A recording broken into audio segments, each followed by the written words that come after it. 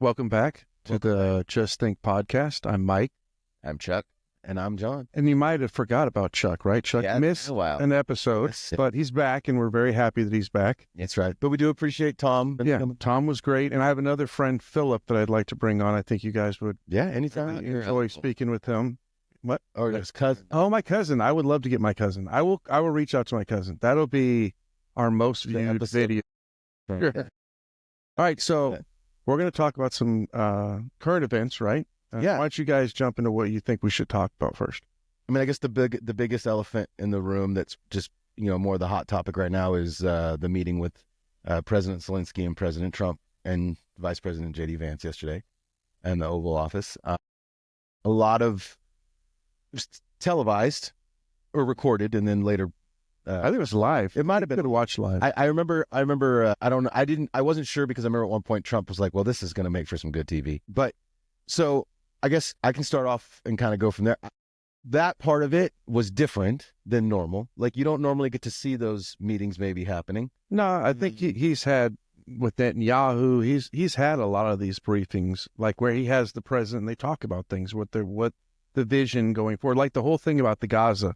And we're going to take over the Gaza and make it beautiful. I agree with you. I meant like those are things you're starting to see from this organization that weren't really present before. You didn't get to see kind of the inner workings of those conversations that would all of a sudden be happening behind where they're actually at the same time of talking to everybody, maybe even kind of making the deals or still talking about the deal. So that was interesting. And I guess, that's the part that probably was a little uncomfortable for people, I think, as well, is that, sitting there and seeing the banter between people. I also thought that with that, and I watched the whole thing, I would say that, things got a little heated in some aspects.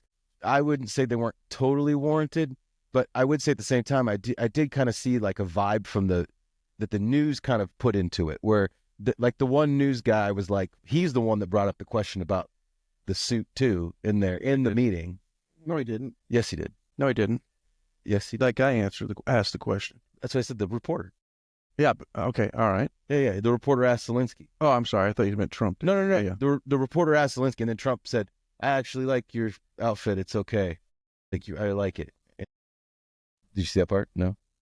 Yeah, he said it towards the end of after they kind of went back and forth. Yeah, like the next time he was talking. And I know, I felt like maybe he was sincere. I don't know if he was being sincere or jokingly. I mean, I'm not a fan of him not dressing up.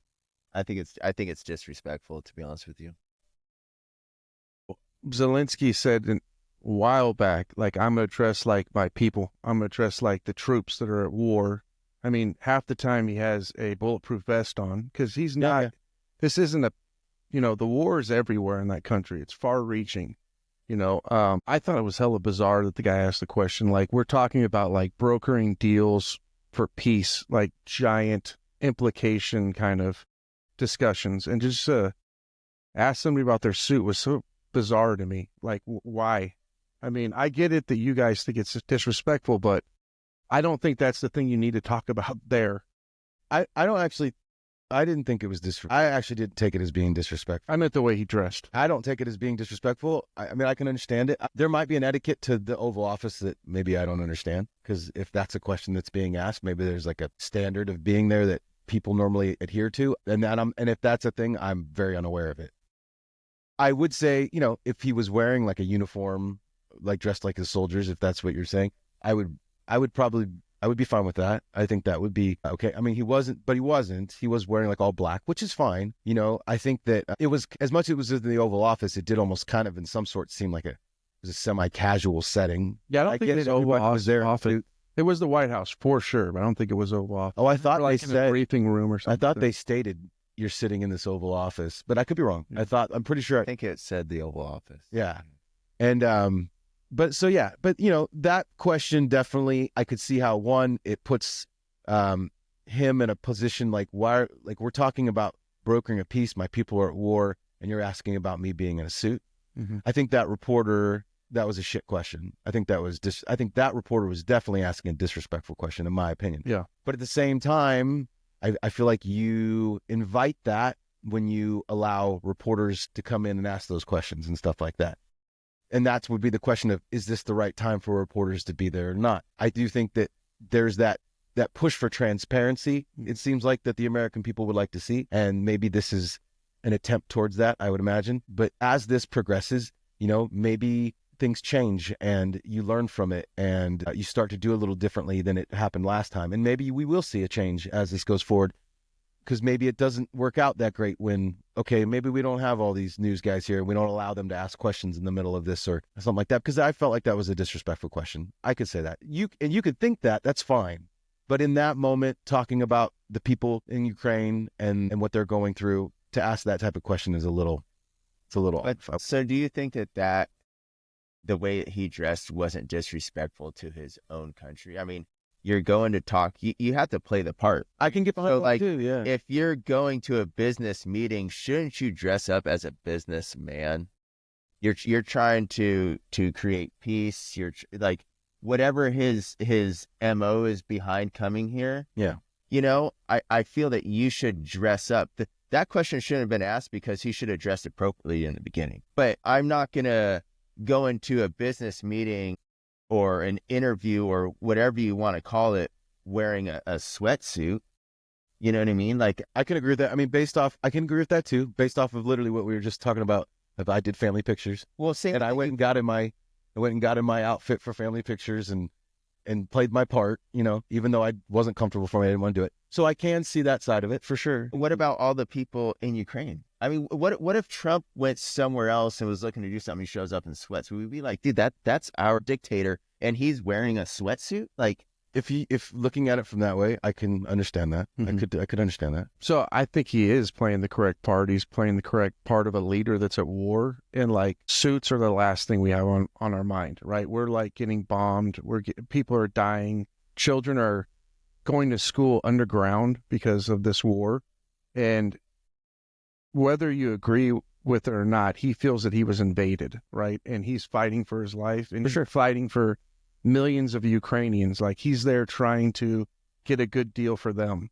And like, I don't feel like it's disrespect. Like, he wasn't wearing flip-flops and some sweats. I thought he looked decent. Like, it wasn't, he definitely didn't have a suit on. I agree. But he looked like, I loved what he said. Did you hear what he said to the guy, his answer to the guy? He said, I'll wear a costume when this war is finished. Yeah, I heard. Like, he's like, who gives a fuck about what I'm wearing? But I don't agree. I respect your view of it. Yeah, I think it's a solid thing that you can actually, it's easy to see both sides of that. One, yeah, if Trump went over there and it's a very serious meeting and he showed up in a tracksuit, it could be perceived wrong. And I could, and from maybe even the American people looking at it would look at it wrong. But at the same time, we're different cultures. That's a good point. I thought about that driving in. Like, if it was like an African country that was wearing something that is not a suit, would you be like, hey, motherfucker, like, why aren't you wearing a suit and tie?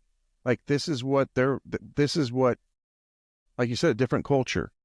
And I don't think it was like a slight at President Trump or the American people. Do you think when they voted him in, he was wearing that?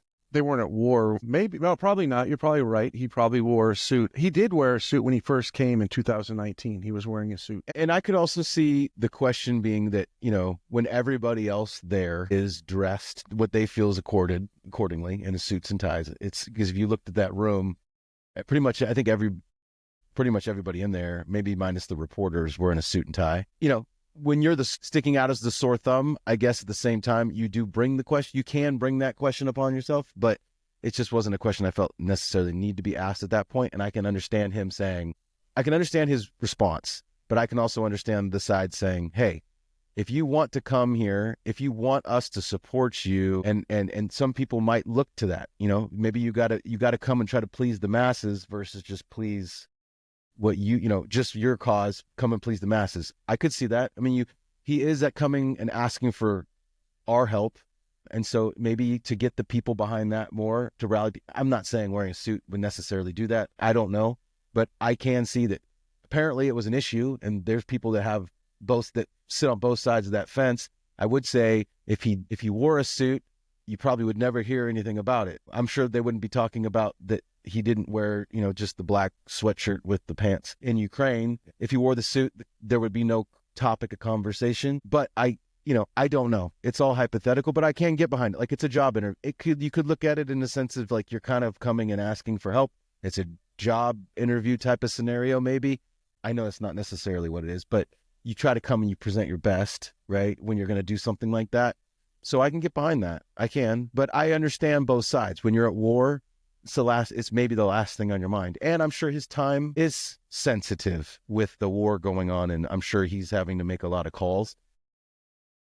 So maybe it's just, I don't have time for that. Yeah. And I can understand that, but I can also understand the questioning of it.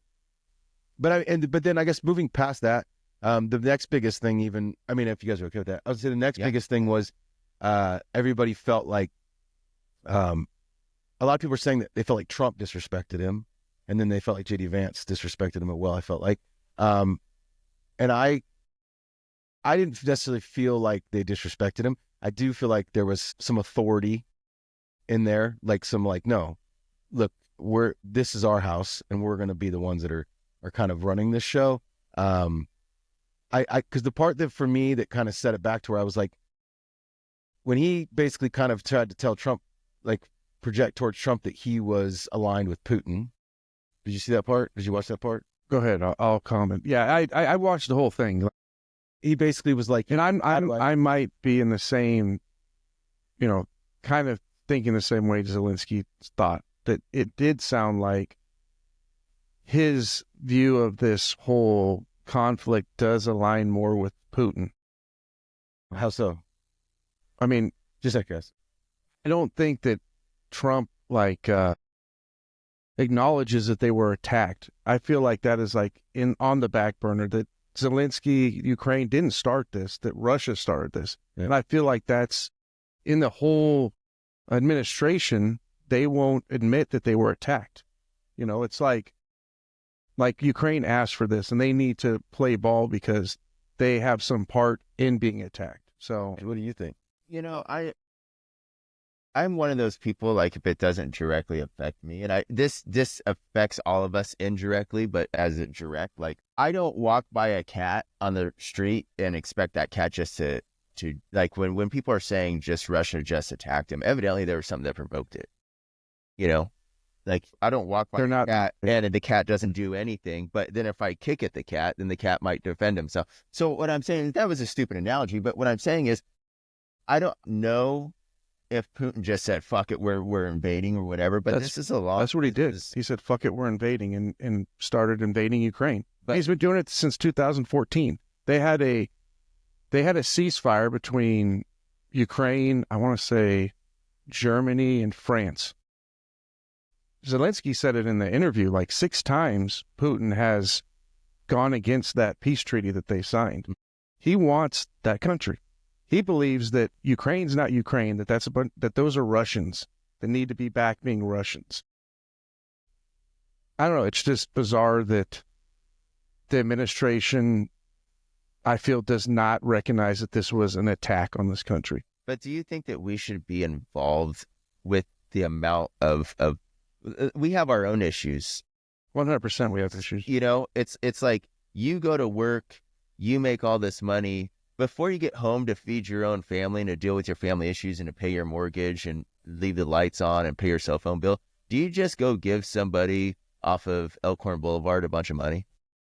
No, when I stop on Greenback getting off 80, I ignore those people that are asking for money 100%. Like, I don't believe in that. I have my own children I have to take care of. And those people that are sitting there, though, they have issues. 100%. You know what I'm saying? Just like Russia had issues with Ukraine had issues with Russia. I don't back any of it, to be honest with you. Well, I'm going to make a point. Then why is Trump directly putting himself in the middle of this? Like, if you don't like us helping, why is Trump inserting himself to, I'm going to broker peace? Like, he should just say, fuck it, I don't care. If that's the way you feel, why is he in the middle? Which he did do now. He said, fuck we it. We withdrew. That must have happened we withdrew aid. Okay, I didn't. Yeah. We withdrew aid no, why is he inserting himself in the peace? Oh, well, I'll speak to that. Yeah. I'll give you I'd like to hear him because he said we should not be involved. Yeah. Go ahead. Why would he insert himself? If we should just be like, fuck the cat and walk by. I think a part of it is Trump's ego. He wants to be able to be a dictator of not only the US of A, but he wants to be known as somebody worldwide. I don't see a right and a wrong. And there's a lot of things that we could get to. This is I don't necessarily agree with everything that Trump's doing here in the United States, but I honestly wish he would say, fuck it, throw his hands up. You guys deal with it. But I think at some point, maybe he's trying to recoup some of the money that we got back somehow. Somehow he's trying to figure out some backdoor way of getting some money recouped, because in reality we've spent way too much money over there. Go ahead, John. So I think from the outside looking in, I think that one, I don't know if any other, I do see today that a lot of EU countries have like jumped on and gone against Trump after this has happened, right? And said and been like, oh, we stand with Ukraine, but the reality is the one true country that has supported Ukraine through this has been us. Financially, we've given more than half of what anybody else. I mean, since December 31st, we've given $121 billion, and all EU institutions combined have given less than half that. It was interesting that Zelensky went against that while he was sitting there. He's like, no, and I thought that was interesting. I was like, man, went against what? He went against the idea that the U.S. has given the most. He pushed against Trump on that, which was interesting to me because I thought that we gave the most. Yeah, we have. So for him to say that, it was interesting. Like, what don't we know? Can you put some of those numbers? Yeah. That was very interesting when I was looking to that. But so beyond that, this is how I see it. Somebody has to try to broker a deal. I do think it's a deal that needs to be made for a lot of different reasons. One, to stop the war and stop the killing in Ukraine and Russia, both, right? I do think that, you can, if you're going to be the nation that's trying to broker the peace, I don't think it does you any good to point fingers at any other side instead of, because at the end of the day, if you were like, for example, if you and your wife are in an argument, the more you point fingers back and forth, the argument generally continues to move forward. Once you come to the agreement that has happened, right? And so we're looking at percentage of total government support for Ukraine. Says Europe is, but that's my point. All of Europe, all the countries in Europe versus us, we are way over. Yeah, that might be. It was like apples and oranges. What they were talking about. Yeah. So I'm like, at that point, I'm saying the president of France is, or the prime minister of France, and it's like, well, but you're not putting your money where your mouth is. You are now, because it's the right thing to do, and you feel like because your people want you to make a statement. I feel like that's happening, but I also feel like, but where was this? Where's all that? Why is he sitting here with us then? He's sitting here with us because we are and even Zelensky said it himself. He said the European support is not enough without the United States. No, 100%. He said that in the meeting. But what I would say is it doesn't do Trump any good to label Putin as the fucking aggressor if he's trying to bridge a peace gap and get a ceasefire and a peace deal. Because if he does that, why? If you're going to tell me that I did something wrong, but then you want me to I'm going to be like, fuck you. Mm-hmm.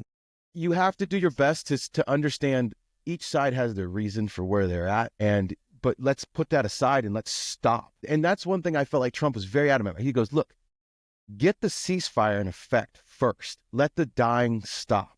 Then we can start figuring out the rest. But so let's stop shooting at each other. And I will say that, people can say whatever they want, but if you go back and you play that, if you watch that whole thing again, if you watch how many times Trump said, people need to stop dying. He kept saying that over and over and over again. And I think he was trying to also relay back to Zelensky, like, look, bud, he even said, he's like, you don't have any cards here anymore. Like, you don't have the cards. And then Zelensky tried to be like, I'm not playing cards. He's not understanding the concept of... No, he's playing. He understood. Well, if he understood, then he wouldn't make that statement. No, he understood the metaphor that he was using. He was saying, we're not playing cards. These are lives we're dealing with. But that I don't think it's that simple. What Trump's saying is you don't have the cards to keep trying to stand on this mountain and scream that, basically he wants Russia, charged with crimes. But who's going to do that? How does that happen? That is a bigger thing in itself. It's not going to happen. So what can you do? Well, we can stop shooting, one. And then two, we can try to figure out a way that this doesn't happen again. And I also feel like, that's inserts the mineral deal that the United States is trying to make. I think that's twofold too. One, it puts a presence of the United States in there with contractors and so forth that are working with Ukrainians to get the minerals to be able to, for the United States to purchase. That puts them in harm's way, right? Now the U.S. is on the ground in Ukraine with people. If they get killed, that's a big deal. On top of that, it also gets the buy-in of the American people, because there's some people that fully support the money going to Ukraine, but there's also a lot of taxpayers that don't feel that way, that the money should be going to Ukraine. So by getting a buy-in to where, hey, look, if we do this deal, now our people are there. It's good for our country. That's the buy-in. Like, yes, we're there supporting them. It's a coalition between these two countries together. But now we aren't just giving them money. We're actually having a trade. This is a trade that's happening, and it also helps develop some security in the area. And I can see that picture, and I can respect that. Like, there's other ways you could probably go about it, but I can see that would possibly, potentially, maybe work, maybe not. But you won't know until you try. But I guess my question to you would be is, what do you win by persecuting Putin if you're trying to make peace? Zelensky, right, too. I'm talking about Trump. It seems like he wants, well, kind of was coming at Trump like, look, you can't tell Trump, it seems like you might be aligned with Putin instead of me. It's essentially what he was kind of saying. And Trump's like, look, I'm not aligned with him. I can't be, I'm going to be mean to him and then try to broker a peace deal. Like, he basically said, like, look, I'm just trying to keep the peace here. I'm not going to talk shit to him. I think Trump respects Putin as much as a leader can respect a leader in certain aspects. And I'm sure there's many aspects where he's like, this guy is fucking a nut job. And I'm sure he feels the same way about Zelensky. You know, I will say that, he even said, he's like, look, your fighters have been brave. Your people have been brave. With the help of the United States and the weapons of the United States, you guys have been able to fight. But the reality is we helped with that, but your people were fighting. Your people were dying, and they've been fighting bravery, but it needs to stop. And I felt like that was solid. And that's just me. So I don't know. I guess my question, it's just how are you supposed to approach Putin in that scenario? We lost our feed. So let's see. The question was aligning with Trump was one of the questions. I think it showed that he aligned with with Putin by saying you don't have any cards. Like, he's telling Putin that I feel like this guy has no leverage. I think that was a message sent to Putin that, I agree, this dude better play ball. It wasn't like, hey, you should think about this. That's where I think the aligning with Putin perception comes from.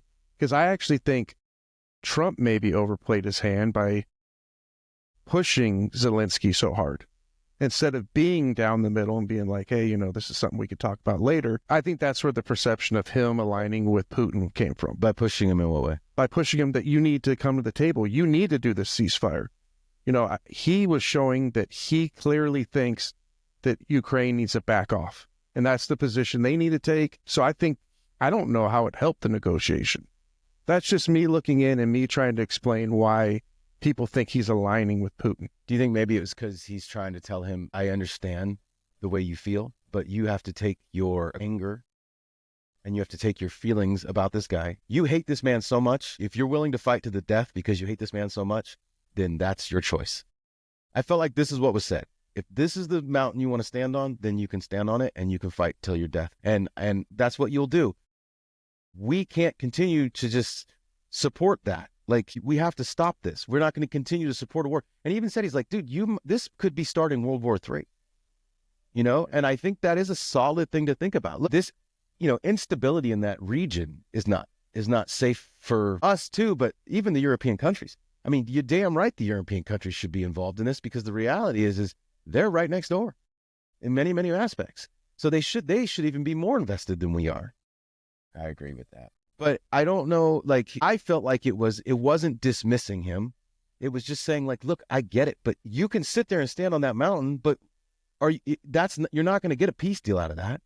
Like, if he hates him so much, he was even, he's showing the pictures and all these things he's doing, and he's citing all the things of the past, but all that stuff in the past has happened. It does happening currently. I'm not saying it's not happening currently too. I'm saying Zelensky was bringing up the past things. Remember, he was like, he violated this in the past. He violated this in the past.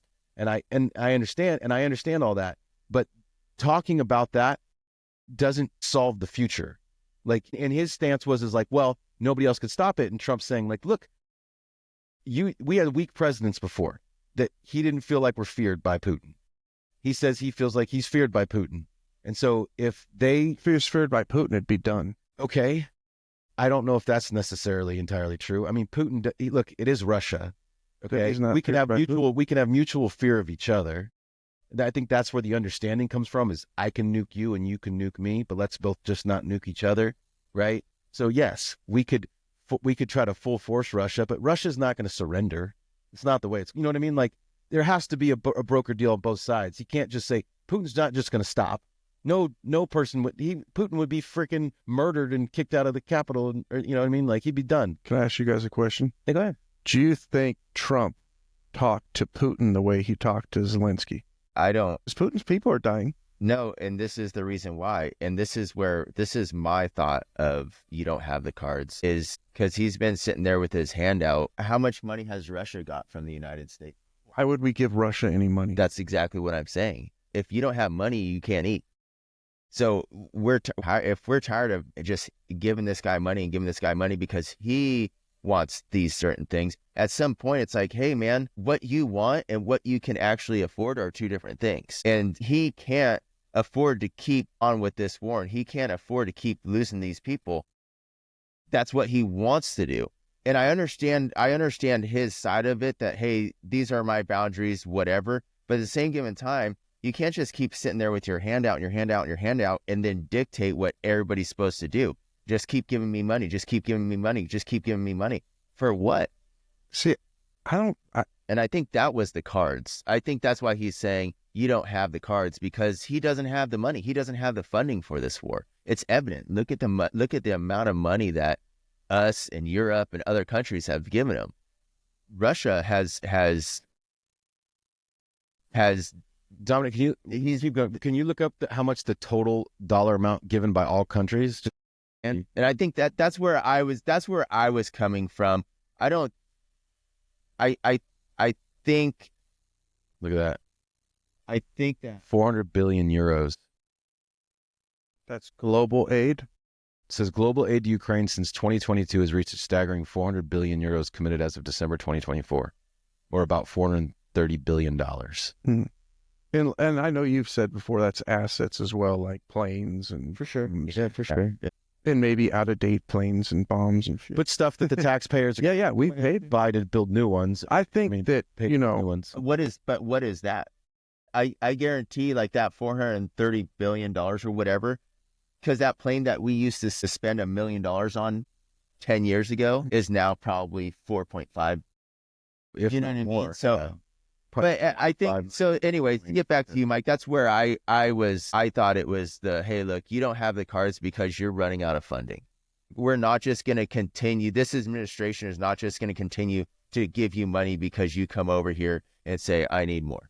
I need more. I need more. I need more. And I think what Trump is saying, hey, look, it's not that we're not going to give you any money, but you need to start really thinking of an end game. This isn't just we're fighting again tomorrow. We're fighting again tomorrow. It's what are we going to get to in the next year, 2 or 3 years? Because you need to start actually making that money, figuring out how it's going to last. And I think that's what I seen from it. And I think that Zelensky is he's on the defense, and to be so. He was invaded. You know what I'm saying? Like to what you said, he's literally on the defense. So he's on the defense. But the thing is, I think Trump is trying to get him to be like, hey, look, we're all trying to work towards a end result. Yeah, we're tired of handing you money, so you need to start thinking of outside we're not fist fighting anymore. Before you go on to the next one, I want to answer your question too. Yeah, sure. I don't know if he would have talked to Putin like that Or has. but what I will say is the difference. I could see him doing that, being like, Vladimir, like the people are dying. We can't keep doing this. Like I could see that I could see him being stern. I could also see him being political in it. But I would say the difference is though, Putin's not over here. He doesn't need our help. He's not asking for our money. He's not asking for for our government to support him necessarily. So it's two different conversations. One needs something from you to be able to continue it going, and you have to be the financier of it for the most part, or at least a big part of it. And the other one is you're just he already has his own company, and the company's, in a sense, it's doing its thing. You're just trying to get him to come to the table. So it's I feel like it's two different conversations. Does that make sense? I guess like one is a conversation of like, look, we can't nobody wants to say that. Like, no, you don't want to, you can't sound power. You don't really sound very powerful as the United States if you say, we can't continue to do this. And I think that even he knows that, even though I'm sure Trump hates the war. right? I know for a fact he hates the money that's been sent over there. But I do think that at the same time, he understands that half of his constituents probably are for it, and probably roughly, I mean, who knows? There could be a higher percentage left or right, but half, we'll just say half are for it and half are against it. So the best thing you can do is, okay, then what's something that we can achieve that hopefully makes both sides of the American taxpayers happy that are on both sides of it, because now you're stopping the war, good. You're still supporting them, good. But now you're also supporting the United States, and you're doing minerals, and you're making money. You're bringing stuff here to make us better, to be able to make equipment and stuff like that. At the same time, you're creating a security in the region. If that can work, who knows? It's to be determined. But I feel like that is, when he's sitting there doing that, yeah, you can talk to the guy and be like, look, man, you have to get it. You're passionate, but you have to put that down for a minute and understand that if you don't stop looking at it that way, you're not going to be here anymore. Like, yeah.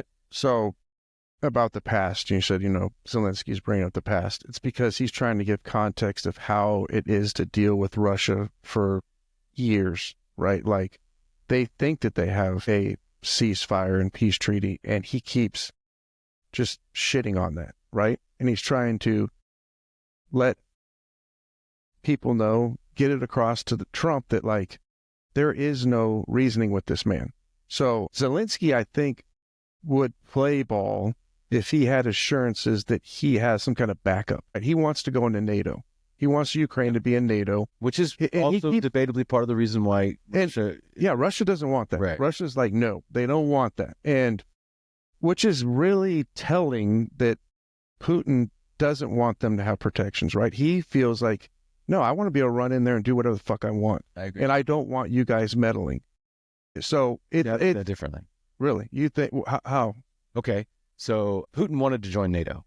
No, Zelensky wants. No way. I've never heard that. I would like to see that. Bring it up. Bill Clinton. Bring it up. Bring it up. Bill Clinton. Bring it. Zelensky, Putin with Bill Clinton asked to join NATO and was turned down. Clinton told him at first, I think we can make that happen. And then came back later and said no. And so he wanted to join NATO as well. It was turned down.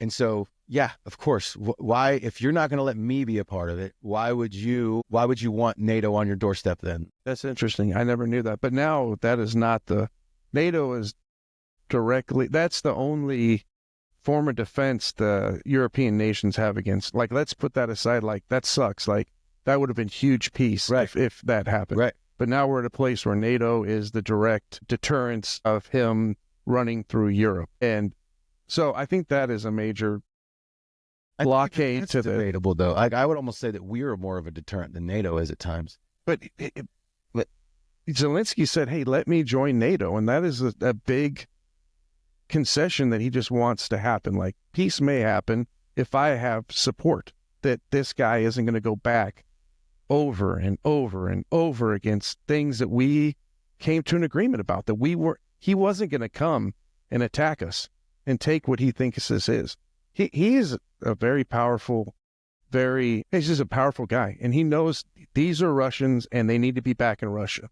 Yeah, no, he has a view. He wants USSR back to USSR. He wants to make USSR great again. Look, I don't doubt that. I don't doubt. Look, Ukraine has a lot of resources that are really huge to that region that I'm sure Russia would love to have, right? And I'm sure at the same time, he feels like, we're not ever going to have deals with these guys. We're never going to make a deal to be able to get those resources, like, in a cordial, like a deal. We're so far beyond being cordial and having conversations to, like, trade deals and stuff like that between Russia and Ukraine, for example, potentially, that, yeah, it's like, what do you do moving forward? And I understand. Look, I get it. He had a vision. I'm not saying he doesn't. I think, a lot of leaders do. And the vision hopefully isn't to invade a country and murder people and everything like that, right? But I guess the question is like, I can understand, yeah, somebody invading a country, wrong. Never fucking agree with it.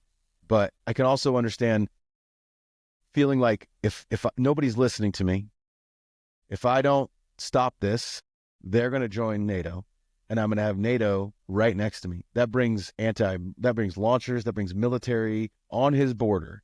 So as a leader, of a country to allow an outside organization to come and be right outside your doorstep, I can understand not wanting that to be a thing, especially when you were denied that same, you wanted to enter into that same role and you were denied it as a country, So yeah, I mean, I can understand both sides, but I don't think that, invading Ukraine is right, but I can't say that it's not entirely unprovoked. And you could even argue that we provoked it in many ways by not letting him, by not helping to, why would you not try to bring Russia into the fold of NATO? If anything, potentially, hypothetically, it would hold their feet to the fire to adhere to more rules than they just run and do what the hell they want, versus being a part of an organization that has rules and has ways that things are supposed to be done. Has, even in war, there's rules of war. Even that's what Zelensky said,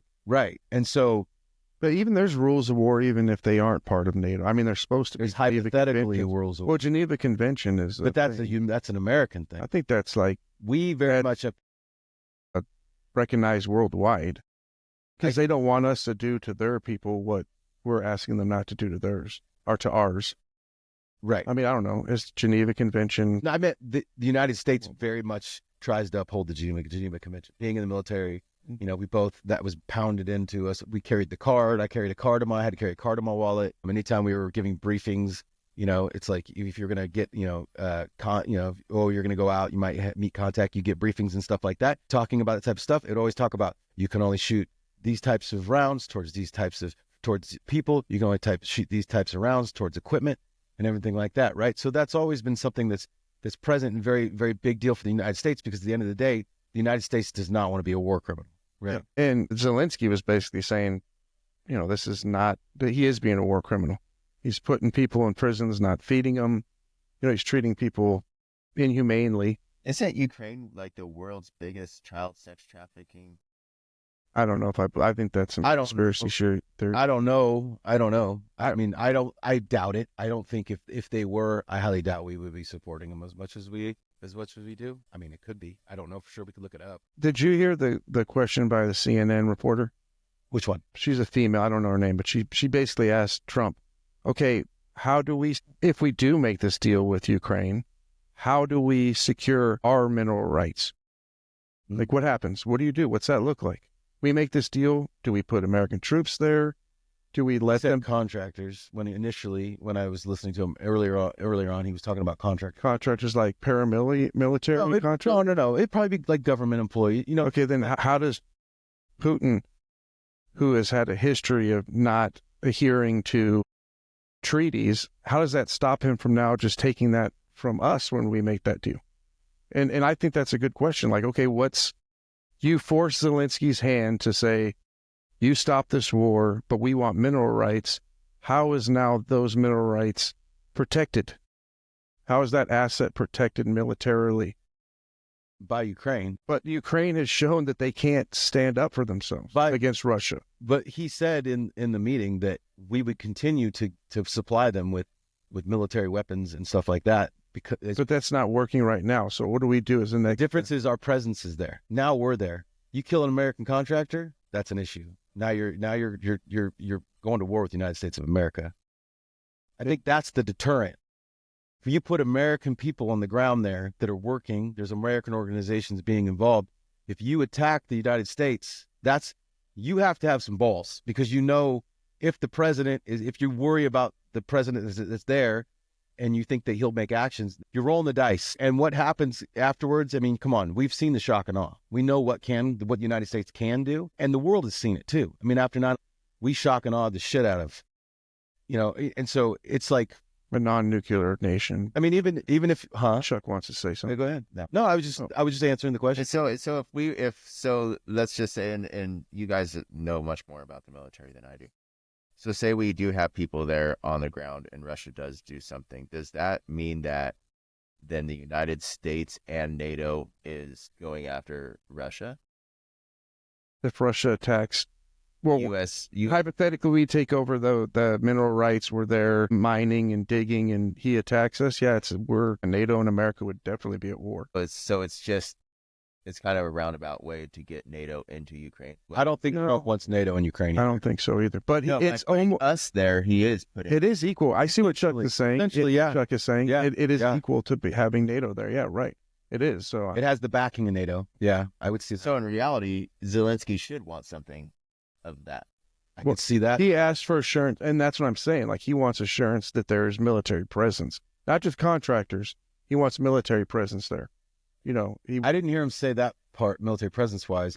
I did hear him ask about what are the securities. I guess I see securities. I don't know what other securities would be other than military. I mean, even presence. money, weapons, that's all securities. That's helping to help your people to defend themselves. He made a big deal about air defense. The United States had the best air defense in the world, and that is something that's needed in Ukraine. So that would be an air Okay, base. security, Yeah. right? So, it doesn't have. It could be that we sell them the equipment, as part of the package or whatever, that we sell them the equipment and that we train their soldiers to be able to use the air defense, right? But and I'm not look at the same time that could set Putin off.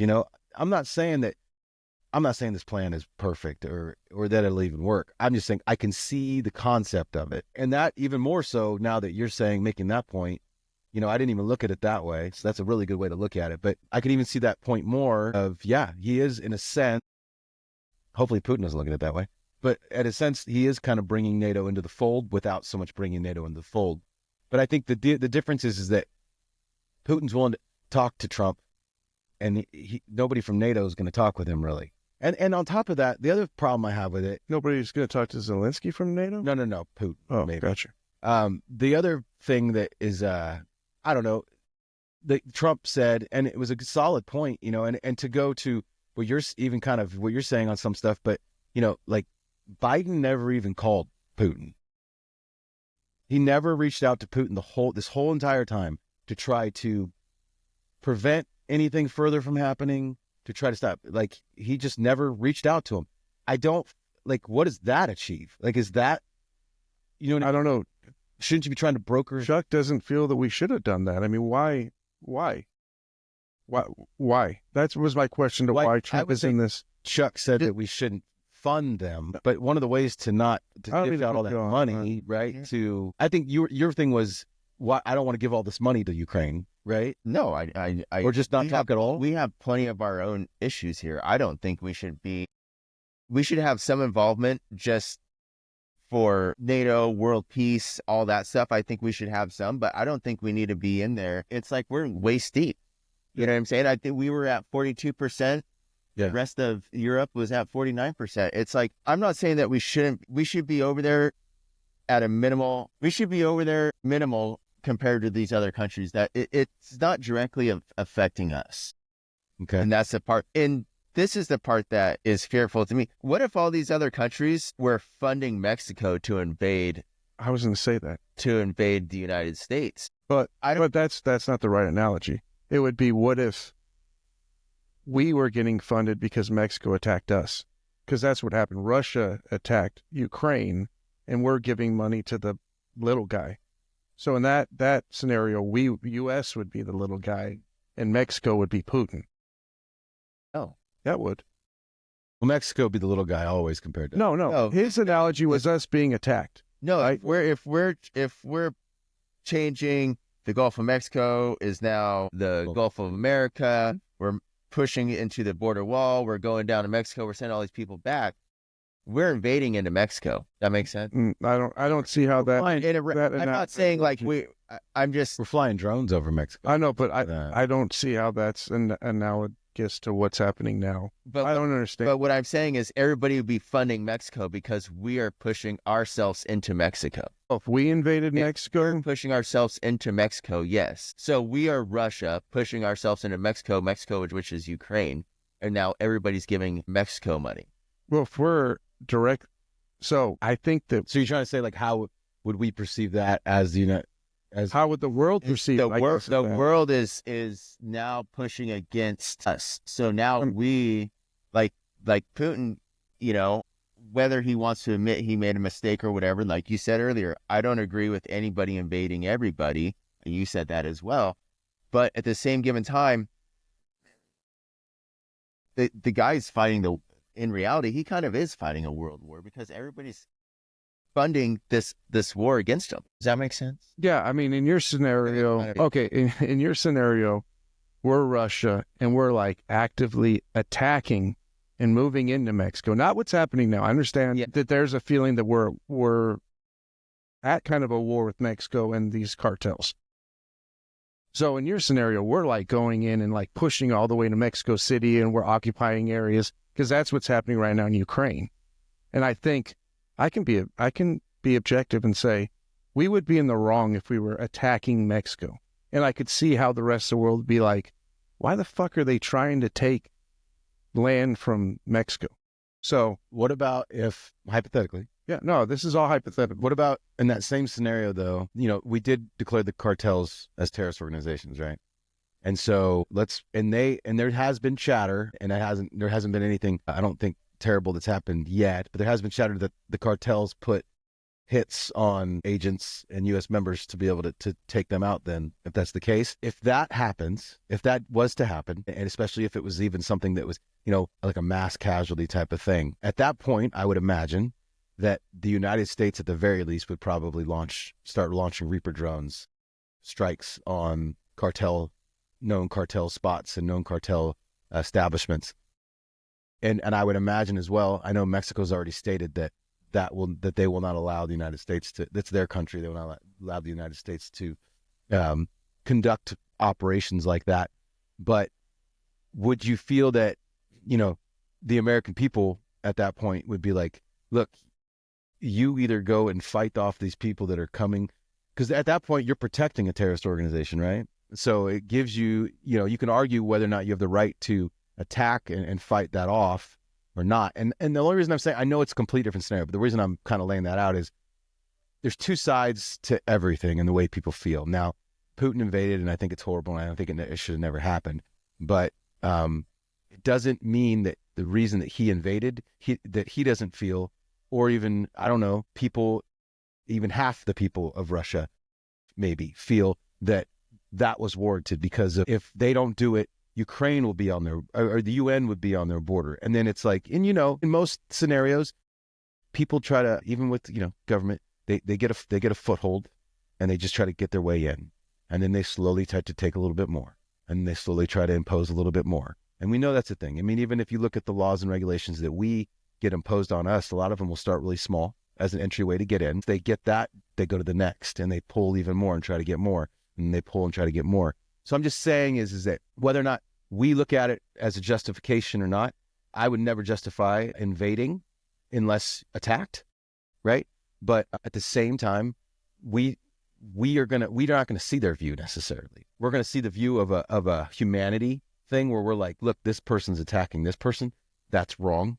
We don't feel that's right. But we might not be looking at the view of how the other country is worried about their security and their borders and their safety against the UN, which, I feel like Putin feels that the UN is, well, they're against him, and they're not, and they're an organization that doesn't want him to be a part of them. Well, and rightfully so. If he asked and he got denied. I agree. I agree.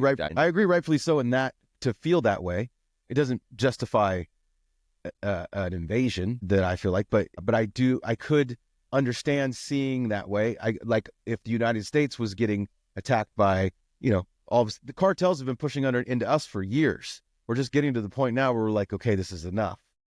And at some point, if Mexico hinders our ability to prevent this from happening, and that is the question, like, what are we ended up what it would be almost looked at like we're invading Mexico, because we're not going to sit there and let them continue to kill our people, especially if they start shooting soldiers on the border and stuff like that.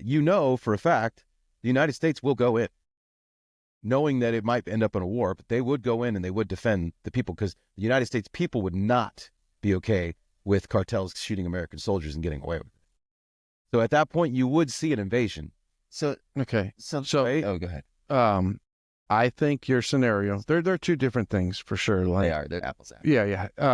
But if Mexico assassinated government officials or just killed an American, it would definitely be warranted for us to attack or have some kind of military reaction. I think the world also would think that is appropriate, right? Like if they're killing government officials, that's next level stuff. Well, I'm just So I think that, but But well, I know, but what if somebody said, but there's a said- cartel? But so that's not like it's that country. It's just somebody living in and I shouldn't say it like that. I don't mean just talking about So soldiers. I meant that, like the cartel killed the government. We're not opposing war on Mexico's government. We're opposing war on I'm trying to catch up to the scenario. Okay, so the cartel is killing the government officials. government officials. So our reaction would be to go and attack the cartel, not necessarily Mexico.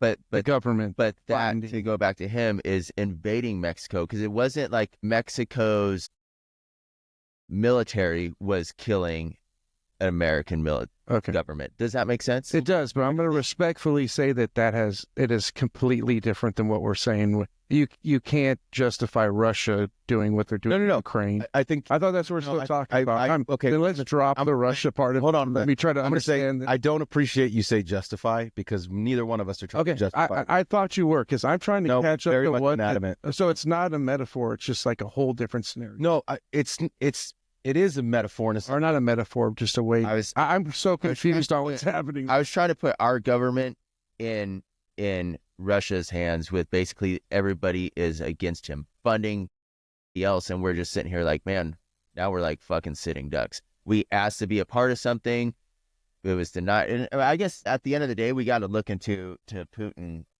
asking to be a NATO before we even realized what the circumstances were. It could have just been like, ha ha ha, I want to be a NATO.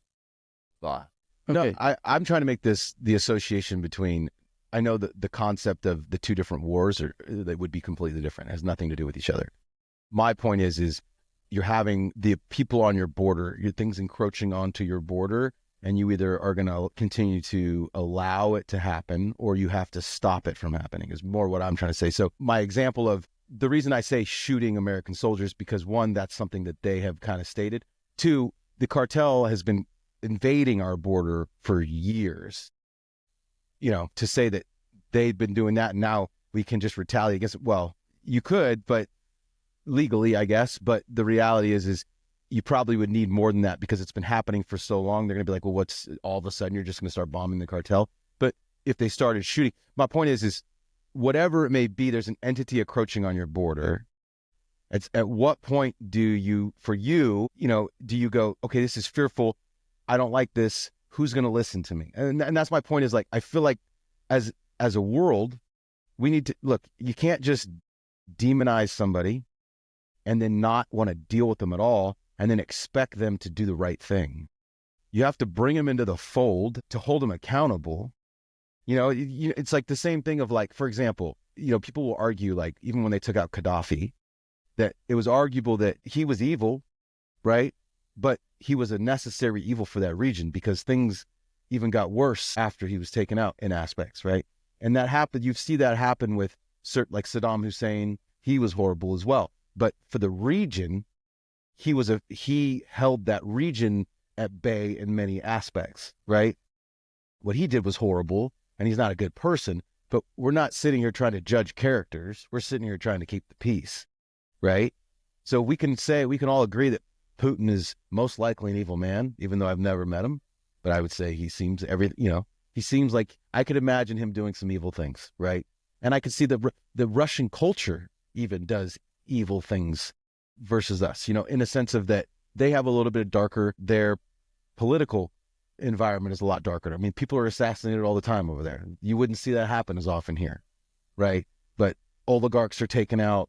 Things happen. So you definitely can see that there is a different type of government over there than there is here. But we can't, beyond that though, it's like, okay, well, at what stage do we bring them into the fold to say, look, this is how we need to play this game, and we all need to try to abide by these rules. And if we can't, then Ukraine, because let's be real, if United States backs out, like what is happening right now, what is Ukraine, what leg does Ukraine have to stand on? All it does is make the EU countries step up to the game. I mean, that'll be the ultimate. Now that the U.S. has potentially withdrawn their support, do you see these European countries jump in to double their support and to send more weapons and to send everything in there to support Ukraine? And hopefully so. I hope so. But it still doesn't solve the problem. you're still at war. People are still dying every day. So the concept of the ceasefire, just to get that done, boom, let's just sign that. That stops it. Now let's talk. I mean, I don't understand. I guess I don't see how that's not understood. Like, let's just stop the killing. Okay. And then next steps, everything's like the military, crawl, walk, run. Okay. Well, let's start one place. Let's stop people dying. Let's stop funding wars because nobody can afford to fund these wars anyways. You can't afford to fight it and we can't afford to fund it. Right. I mean, they don't even have the soldiers anymore. No, I agree. I mean, at some There's point, a lot to unpack of what you guys just said. I'm trying to keep up. yeah, but There's a lot of stuff that just was said. I think that your question about understanding, me understanding or Zelensky understanding the, damn, I forget you just said. What was your last question? You don't understand why Zelensky doesn't understand? I don't know why people don't understand. Why doesn't he understand that signing a ceasefire first to stop the killing and then move forward from there? Because, all right, I think I said it before. He doesn't trust Putin to adhere to the ceasefire. That's directly what I think it is. He does not trust Putin. And I understand that. And that's why I said, I would say it's a failure. I mean, we can argue United States not get involved at all, right? That's one side of it. But I would say the failure of the United States was to get involved, put all the money towards backing the war versus trying to, I mean, if Biden didn't reach out to Putin one time to try to stop this, nobody's trying to stop it.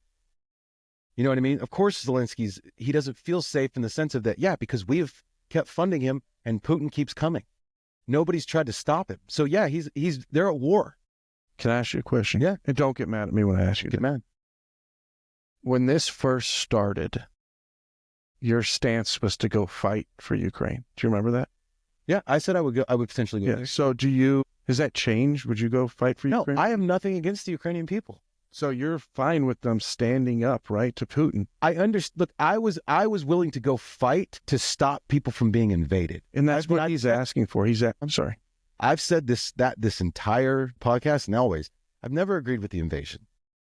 But at the same time, if I was over there fighting for these people not to be murdered, for innocent people not to be murdered, I would want it to stop. I wouldn't want it to fight forever. I said that I debated going over there because they didn't have the manpower and the bigger kid was coming to the playground, right? I understood that. I don't feel like the United States understood that. Instead, they tried to fund the little kid and to make the little kid seem bigger. But the reality is the little kid isn't bigger. They gave the little kid karate classes. Yeah. The little kid. Here's some rock. Some rocks. And the ultimate thing is I think most of us do know that if Russia put its full force into Ukraine, it would have already been over. I don't know. I'm really interested in that. Some people say like they're a paper bull, like they're not as strong as they've put forward, that their nuclear deterrent is their big card. And I don't disagree with that. I would say that throughout this war, you have definitely seen weaknesses on Russia's side of the house that you would have not thought there before. Right? Would we agree on that? Yeah, for sure. And so I agree that, they are not the military that maybe they once were or that we perceive them to be. That on that same notion, I would also argue that if we were presented with a similar scenario as the United States of America, I don't honestly believe that our military is all that it used to be. Don't say that. Well, can't help it, and be honest. Because I feel like we didn't want to sow the seeds of stuff, so don't say that. But I don't feel like our military would be, people are going to have visions of our military, even though they don't know a whole lot about it and everything like that. And so when they would start to see losses, when they would start to see things that didn't happen, they would perceive that as, oh, the United States isn't as strong in these certain areas as we thought they were and stuff like that. We're going to see that same thing over there because it's at some points, you build a military, but it's untested. I mean, like I'm just using this scenario, like Mogadishu, when the Black Hawk Down happened, a majority of those U.S. Rangers that were on the ground there it was their first time ever in combat. They were untested, right? You could argue, and there was a lot of soldiers died, not compared to how many combatants they killed, the aggressing against them, but still there was arguable things that if you looked at that, you could see the weaknesses in that operation from the United States of America. And so I do think that that's something that we could all see. But does that mean that at the end of the day, if the United States put their full force into Mogadishu and not just a couple small units and everything, that wouldn't have been a different story? But at that point, it almost becomes more of a genocide than, which you could argue that this is that too. I'm not saying that that's not an arguable point. But I guess my thing is, the one thing I can't stop coming back to, I understand what you're saying, but I guess I just feel like, isn't the most important thing to stop people dying first? And I understand, and that should be, don't you think that should be the president's number one goal? To stop it first, the people dying every day, if you can prevent that, and then go from there. And I understand the hesitation behind, look, he's violated all these things. Okay, but like Trump said, that was never underneath me. He never violated those things when I was in office.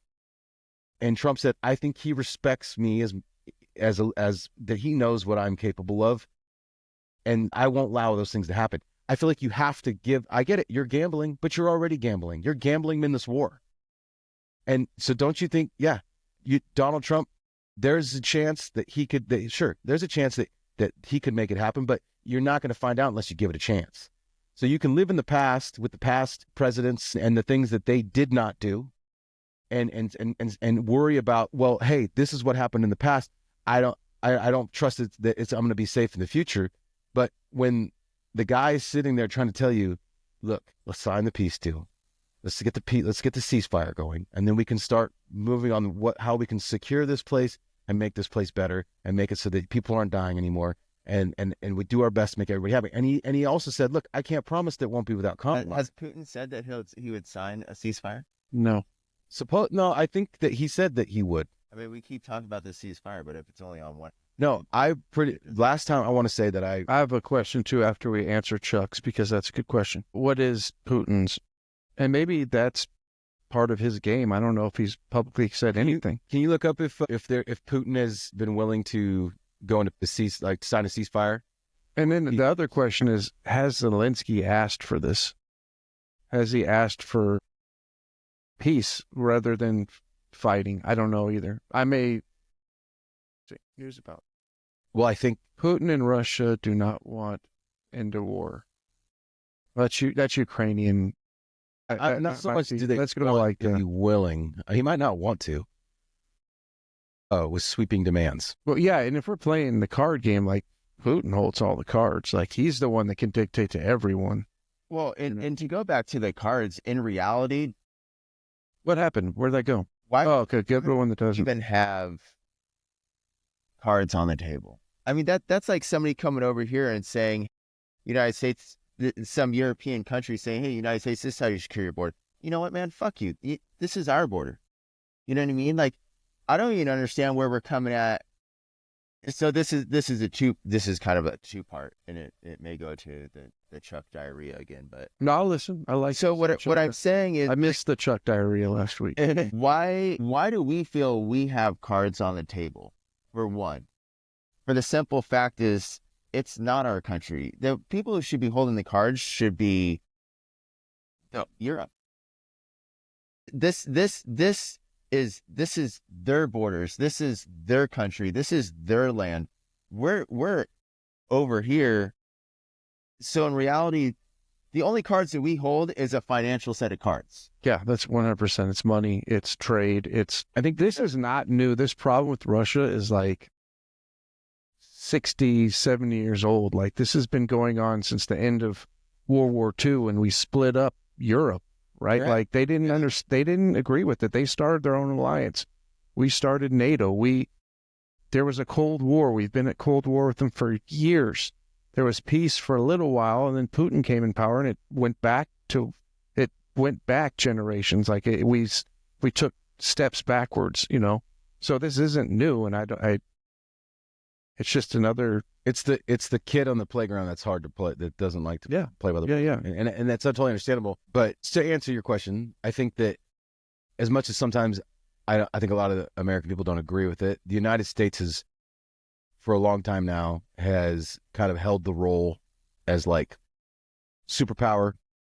They try to broker peace deals, try to come to people's aid, other countries' aids. We're the people. I'm going to be real. We have a very rich history of protecting our assets, right? Oil. You know, that's what we do. We put military installations where it's our direct assets. So we want to back Europe because we're making money off. We're trading with them. Like, this is what America does, right? That's why we get involved in things, because we can directly benefit from them. I don't know. I don't think we're that much of like this peacekeeping nation. I don't think it. Maybe I'm way off base here, but I feel like the Middle East was a lot about getting oil, right? I would agree with that in some aspects. Yeah.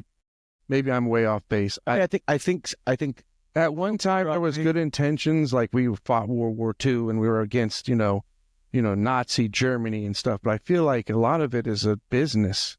Well, I feel like it has become more of that, right? But that's what also happens when you can argue that you create that when you allow private companies to build your military equipment. You made it a business. You made your military a business. So yes, in aspects moving that now, we've definitely graduated from the time of World War II where we were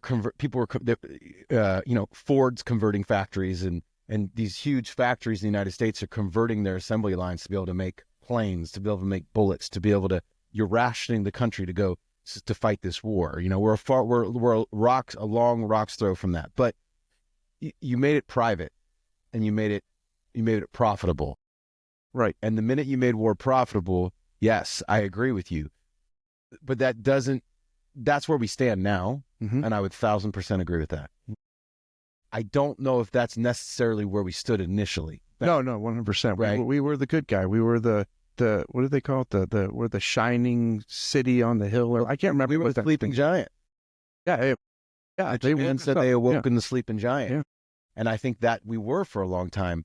But after that, if you want me to be honest with you, if you look at that, that's when, right after that is when war became profitable. Yeah, exactly. And that's what I was saying. So all those companies started making all that stuff. They made so much money. And it poses the question of, some people argue like, why, why is it profitable at all? Why should anybody build it? Why are you making money off of war? The minute you're making money off of war, it's a bad deal. Bad deal, yeah. And so I agree, but that's something that the government is allowed to happen, So this is my second part. Is why, and I'm not necessarily, and this is just me just asking, is why is everybody so up in arms when Trump, because like you said, this has been going on for a long time, right? Same with Gaza. Why when Trump comes up with these things, is everybody just like, no, we're not going to do it that way. When in reality, it's like, okay, well then do you want it just to continue how it's been? At some point, like, Putin's still going to be there. Zelensky wants all these things, but at the end of the day, you're still going to have to deal with him. So at some point, like, to go back to what John says, hey, let's cease fire and let's try to figure something out. And not only that, I mean, how nice would it be for him just to sit back and take a breath, even if it's for 2 weeks, a month, and he can clear his head out of the whole fight or flight to, okay, how am I going to, like, I would, at this point, it's been going on for so long, I would want to cease. So this is what Zelensky said to that. He said, if there could be a ceasefire, why is he attacking us right now while I'm here talking to you? Like, how does that even give an indication that that's a thing? He's like, we're ballistically being hit today. He's attacking me. Well, I would argue if he's ballistically being hit today, then why the fuck is he over here? Because, well, so do you want to broker peace or not? Like, I don't understand. No, because do you want him just to bow down and start, kissing the ring, or do you want him to? He's saying he's not two-faced. They are attacking me. They are attacking him. But at the same given time, he's coming over here and having these meetings. Because then that goes to my question: do you want him to be over here brokering peace, or do you want him to be fighting? Because he's being attacked right now. This is simple. If something was happening with your family today, would you be here, or would you be dealing with your family stuff? I get what you're saying. Would you stay at home and be like, hey, guys, I can't make it in today. I got a bunch of stuff. He was brought here by Trump. Trump wants to broker a deal. He's here answering the call of Trump. Like I said, Trump put himself in the middle of this. He is here playing ball. I would argue that. Wait a second. I would argue that. he is protecting the interests of his people. That's what a president does for their country. And that's what Trump's doing as well. Okay, He put that's himself in fine. the middle of this. Biden put us in the middle of this. Trump is trying to protect the interests of his people because there is a lot of people that do not agree with the amount of money, and we can't afford to keep doing this. I think he's trying to also protect them, but also protect the American people as well. Does that make sense? I mean, I don't see what. Here's the ultimate. I mean, this is just the bottom line question. Without us sending troops or any other European countries sending troops into Ukraine to help fight against Ukraine, to help fight Russia with Ukraine, which at that stage, you literally are looking at pretty much World War III. You are right? looking at you. I mean, it's all hypothetical, right? Yeah. But so my question to you, Mike, is how long, no matter how much support, no matter how many weapons, no matter what the cause, how we feel, how much longer do you think Ukraine has the manpower to keep firing those weapons, to use that support before Russia ends up wiping them all off the map? And there is no more Ukraine to talk about. Yeah, I mean, that's a good question. I don't know how long they can hold out. Because If I had- Vance said yesterday they were already sending constructs to the front lines because they don't have the people. They're filling. And I think Zelensky pushed against that, but I would imagine there's some. so my answer to that is I don't. Sarah's calling you. I don't know who Sarah is. Should I have said that online? Sorry.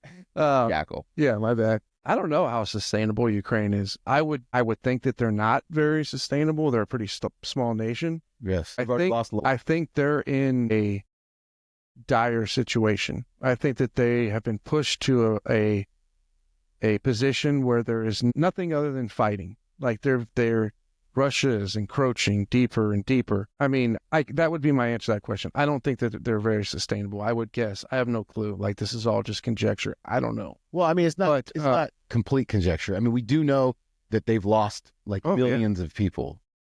How many Ukraine soldiers have died in the war? And you know what? I trust their numbers too. Like, I'm sure there's numbers coming from the other side that are way off base. I've heard they are, but I bet you these are real numbers. And I would imagine 1 million people is a lot of people. that's How many people are in? How many Ukrainians are there?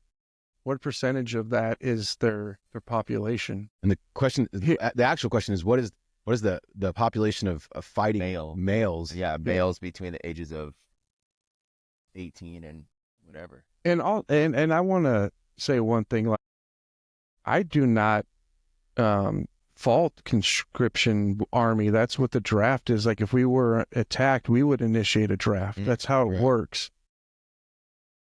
I don't know. There's no good answer to But this. that just we goes can to show that once that happened, Yeah, it's you the are shit to hit the die. fan. The shit's hitting the fan. And I think that, dude, that guy's got big balls.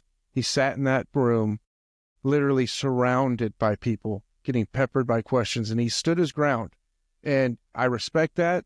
We can say it's wrong or right, but I respect somebody fighting for his people. Like, I respect that respect too. that. Yeah. But I also at some point though, and we can have our view as America. We can have our view and we can definitely voice it. But when we put ourselves in the middle, he beat up on that guy. Honestly, he did. Trump beat up on Zelensky. You know, he bullied him. He's like, no, this is what's going to happen. And I just don't see how that helps look at the it that way. situation. I look at him as he's being like, dude, you're not being realistic here. I feel like I watched the whole entire thing from the very, very beginning to the very, very end. I made a point too. And because I was wondering, like, what sparked kind of That fucking suit comment. the back and forth. That was a big sparked it. It completely changed also- the interview. Also, there was press a couple other things too. One, when he was telling JD that he was being loud, he would tell JD Vance, he's like, Right, it had flipped at that point. It and was like Trump, weird. Then Trump jumped in and was like, no. But I think what I perceived it as is it was the look, stop. Like, you can't keep standing on this. He's wrong, I'm right. And if you're gonna do that and not like kind of give in any way or be understanding to try to say, okay, let's put right or wrong aside and stop the fighting and figure out the best way to do that. And that's not to say, like, look, they could propose something and it not, and it's bullshit and Russia doesn't come to the table and it's a different conversation at that point. You know what I mean? But you at least have to entertain it enough to go, okay, let's stop the fighting. I mean, stopping the fighting hurts nothing. Everybody just pauses, hypothetically, and then you go from there. But if what transpires after that isn't what doesn't make you feel good, you don't want to fucking sign up for it, fine. And you want to keep fighting, then that's your choice. But at least like give it a chance. And I think that's where Trump's like, look, dude, you have to stop this. You can't keep standing on the mountain screaming that he's wrong, I'm right. You can do it, but you're gonna end up you're not gonna be there. You're gonna lose the mountain. Yeah, it was because the JD Vance thing, guys probably won't agree with me on this one, but I don't think JD Vance should have said anything. I think this was two presidents talking. Like if you go back and watch when Netanyahu came and visited, and I think he's the prime minister of Japan. I don't know what they call the leader. It was just Trump and that president talking, and I thought it was kind of put Zelensky at a disadvantage that there's like the Secretary of State, there's a Secretary of Defense, there's the Vice President sitting there, and Vance jumping in, I think, changed the tenor of what was happening. I think if it was just both presidents speaking, it would have been a lot different. So I think J.D. Vance should have kind of stayed in his lane and just let the presidents talk. But, I mean, it was a different press conference than I've seen with other world leaders. I can understand that. I guess I can understand that. I could see where you're coming from, but I also like the fact of JD Vance had a voice in it. I agree. It's like you get just like we were talking before when your wife went to that thing. She was backing you because somebody said something about your marriage. You know what I mean? So it's like I see that our marriage is fine. No. But what I'm saying is it's nice to know that there's somebody in your corner, and I was actually proud to see him to speak up as a vice president. But I also understand your story too of, hey, look, this is two world leaders. They should be communicating. But then again, it is nice to have other people in your corner as well. And I will say, I watched Body Language and J.D. Vance was so dismissive to Zelensky. When he said something and Zelensky's, can I say something? He goes, oh, yeah, whatever. It was like really dismissive. And I thought that was kind of disrespectful. This is a micro thing that I watched. And I was like, I tried to just be open-minded and just watch what was happening. And I thought he was very dismissive to Zelensky once Zelensky spoke back to him. I don't know. It changed the whole thing. But I think, there was a couple things that changed the whole thing, but I think the one, there was the reporter buy-in that I think we all can agree didn't need to be there. Yeah. And I looked up that reporter that asked the suit question, and he's a questionable journalist. I don't know. So, but my thing is, I don't think the best way to come, if you want the United States to help you, I don't think the best way to go, you can argue this, but I don't think the best way, the minute that he tried to align Trump with Putin was when JD really started to jump in shortly after that. And I think rightfully so. Like, I don't want a vice president that just sits in the background. If I'm going to hire a vice president to help me run my company, I want him to be a voice. I want him to be a part of it. So there is a reason he's my vice president. It's because any one person that thinks that they know everything and they can do everything on their own, I feel like is an idiot. You should always take things from the outside and listen to what other people have to say as well. And so, because there's, and so anyways, but my point is I don't feel like a silent vice president is necessarily a thing. Now, I can't agree with you that Zelensky was outnumbered for sure. Now, he could have brought other people with him, I'm sure. I don't know. I don't know. I can't speak to it. There was one chair there. They could have, if there was more than one person, they could add more chairs. I don't know. But now maybe his vice president's actively in charge of the military while he's there. Maybe he's overseeing what's happening. That's a hypothetical. I don't doubt that. That could be totally a thing. But I do feel like the vice president being a part of the conversation I think it's a good thing. Now, yes, you could say the mannerisms are there. Zelensky had some interesting mannerisms as well. So I think at one point it just kind of became, it was a thing that kind of got heated on all sides. But I, like I said, I will say it again. Everybody that wants to sit there and be like, oh, everybody was rude. You don't go to a country that has supported you, that you want to continue to support you. And then and that's offering to try to help to end a war, and then tell them that they're aligned. You feel like they're aligned with the other the president in front of the entire nation on live news. I don't feel like that is a very smart play. If you do, we maybe we're like rehashing stuff we already said, because I did say I felt like Trump kind of like signaled to Putin that I think this should end, and you have the cards. You have the cards in this situation. In this game of cards, Zelensky has 0 and Putin has more. But you just said too that Putin does hold all the cards. Yeah, I think Trump knows that too. You said it yourself. Trump holds Putin holds the cards. He does. And I think that's what Trump's saying. And that's why Zelensky thinks I thought I said this before, that's where the perception is, that Trump called out and says, you have no cards, you have cards. Instead of just that came later though. Okay, but that's where the perception of him being aligned with Putin comes from. You have no cards, he has all of them. I believe he has all of them. So he's aligned with what is happening in the situation. It's not that they're allies and we're like, hey, let's go fucking have a beer. It's like, I agree with I see that he has the position of power here. And that's where Zelensky's like, whoa, like, hey, like, hold on a second. Like, let's not downplay me in front of everyone. And you put your position right out there, because now it's like a biased position. Like, Putin, I got you. You have all the cards. Let me make sure that this fool bows down to you. And and I'm not saying I agree with it. I'm saying that's the perception probably from the left that you guys are saying, that's where the alignment. And Zelensky is saying, hey, you're aligning with Putin in this scenario of the peace brokering, that I have no cards. I could see I could understand how your perception of that could be. And it's not even necessarily my perception. It's my trying to understand the perception of what was said and what happened. This is my thing, is he wasn't lying when he said that. He's not. But Zelensky wants to take it. He doesn't have cards. Zelensky's coming back here, and it's like he just keeps wanting cards put in his hand. I should say this time, over the past years, he's just come over here. I need more cards. I need more cards. I need more cards. I think we're like rehashing the same thing. Well, no, because there are similar things, but this is a thing that kind of bounces around within itself, because the reality is too, the question is, if he's sitting here, we're needing help from us, needing help from other European countries, and in that same sense, by him saying we need the United States to be able to be here, to be able to fight, he is stating that he doesn't have the cards.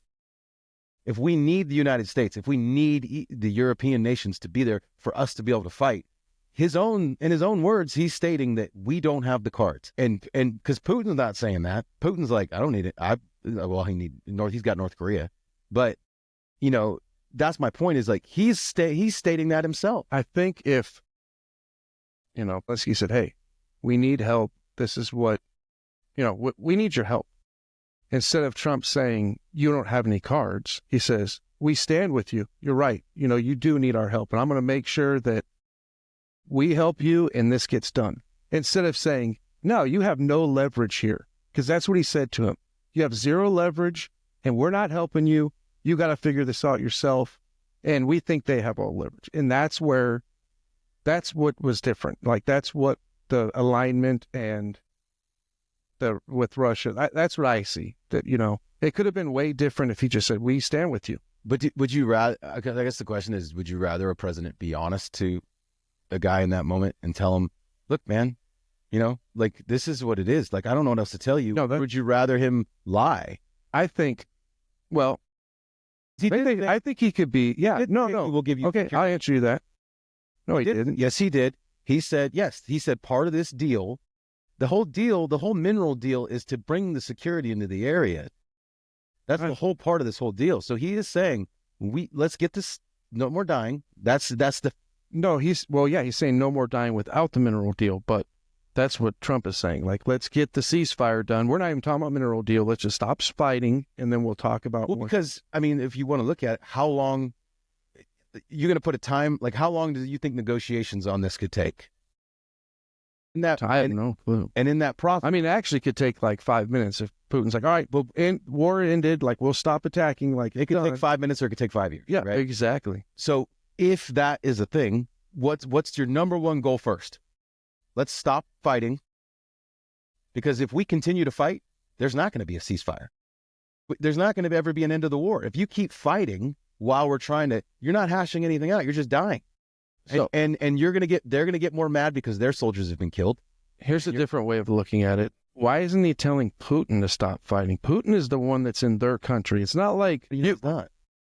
I don't know, but I'm trying to say, like, I think I- it might be out there. It was. I think Yeah. he is telling I'm him, not- like, we need to stop this. well, you're saying that we need to stop fighting, right? The fighting needs to stop. How does Zelensky stop fighting if he's being attacked? Like, if the guy is beating you up, literally somebody's punching you in the face, like that's what's happening. Russia is punching him. They're punching. What does Zelensky do? He just goes, okay, and falls on the ground. That's what you want him to do? No, but a ceasefire isn't letting them to continue to attack you. It's But stop. Putin isn't agreeing to the ceasefire. You're just saying But Zelensky. we haven't got to. No, You I'm have to saying start somewhere. You have to say, hey, look, are you willing to? Then you start with the aggressor, not the guy that's getting beat up. that's my point, though. But we don't have Trump has cards made- with Putin. Though. He says that Thing he's is- talked to Putin, and Putin is willing to try to end the war. He wants to I end. thought it said he's not. You just said that was Ukrainian freaking news. It didn't say that he's not. It said that he was willing to with certain demands. But my point is, you got to come to the table to be able to make the ceasefire, to stop getting beat up for a minute. I think we're going around and around on the same thing. He is at the table. He's literally okay. He's at the Just listen to me real quick. Just listen to me real quick. more. Can I just say something? Go ahead. Who is talking to Trump right now? Who is actively at the White House? Zelensky. He is actively at the table. Right. Literally at the table. Because he needs stuff from. That's the. I don't want to keep. I feel like I'm arguing. I'm not trying to argue. I'm just trying to talk. I know you're not. Sorry, that sounded. I don't want to keep about this because I feel like Well, you guys we are. have 9 more minutes. I know. I feel like we're arguing something that I don't Oh, I'm not. necessarily agree with for myself. I'm just trying to play devil's advocate. To like, yeah, I'm just trying to. I don't know. We keep talking about the same thing. I feel like. Well, I guess the two different sides is you know the way I see it, and I the way that I can align with Trump is stop the killing first, and then we can start to. If we stop the fighting, then we can start moving towards peace. But if the fighting continues, how can we talk about peace if the fighting continues? You know, the ceasefire isn't just Zelensky signing a ceasefire. It has to be something that's they're both brought to the table, and they both agree on something to have a ceasefire ever be in effect. I just can't understand how. Maybe I'm a fucking idiot. I don't understand how Zelensky starts the peace when he's being attacked. And I don't understand. Can you guys make me believe that, or not believe that? Understand how Zelensky stops it. Like, he is being attacked by ballistic missiles as they're talking. How does he stop it? So you are correct. You are right. The aggressor should be the initial, but in this case, we don't have any investment with the aggressor. So we have to say, hey, look, John, I talked to Mike. We're willing to cease fire because I have an investment in you. You know, I don't have an investment with John. Now, hey, are we willing to? Can we stop? Can we just take a minute? Can we breathe? Can we do whatever? And I think that's the thing. If my son and your son are fighting, and my son was the aggressor, you're not going to go talk to my son and be like, hey, Jerry, you need to stop. You're going to go, hey, Dominic, what's going on? Let's calm down. We don't need to go back to school tomorrow and just get in another fight with this kid. Does that make sense? Because you have an investment in Dominic. You don't have an investment in my son. You don't even know who my son is. So I think that's kind of what this is trying to get me. This is trying to get you to understand the question that you just asked. I'm trying to understand. Here. And so I think in reality, yes, the right way is the aggressor. But I think in this thing is we have an investment with Zelensky. So we want to say, hey, Dominic, we're not going to go to school tomorrow. We're not going to fight this kid again. Are we on the same page? Now, hey, look, I'm going to go to school and say, hey, look, I talked to my side. Now, what's going on with Hewitt over there? You know what I'm saying? What's going on with this kid's son? Has he come to the table? Are we willing to figure things out? How can we do that? But I think I hear what you're saying, but I swear I'm not trying to argue this. What you just said, okay, let's say Dominic is fighting the other kid, but it's not happening at school. The guy's in our front room fighting Dominic. You understand? Like, he is in our house. Putin is in their house fighting. So what do you do when the kid's in your house fighting you? okay, Ukraine doesn't own a house. They don't have the money to. They have a country. They literally are a sovereign nation, But everything and Russia is everything in there. in there doesn't we're giving them money, so it's not They're- like they have a They do have a house, Chuck. They are a nation. They have. You're taking it as very literal. You're not seeing what he's trying to say. I don't think. I think I you have do to see. I literally said. I heard what he said. He said, Dominic is fighting this other kid. talk about the money. Well, go ahead. What about I'm the house? try- About the house with the money? Like that he's like, you're saying when he's saying they don't have a house, he's trying to say that they don't have a leg to stand on as far as like, there's nothing underneath it. Like it has to be us to be able to build the house in a sense, like to keep it running. I'm talking about the ceasefire. You want it. His analogy was ending the ceasefire, right? These two people are fighting. He wants Dominic to not go to school and to stop fighting. Okay. On the playground. I can answer the question. But the fight is not on the playground.